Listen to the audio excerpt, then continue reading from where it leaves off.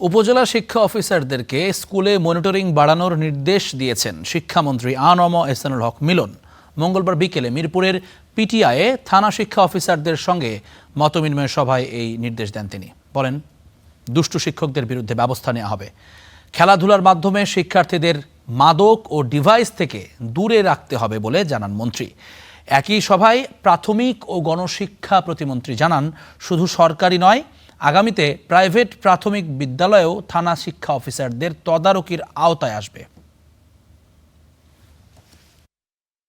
বাংলাদেশের প্রত্যেকটি ডিভিশনে আমরা যাব এবং সেখানে আমরা শিক্ষক এবং ডিপিও, এটিও, টিইও এদের নিয়ে বসবো।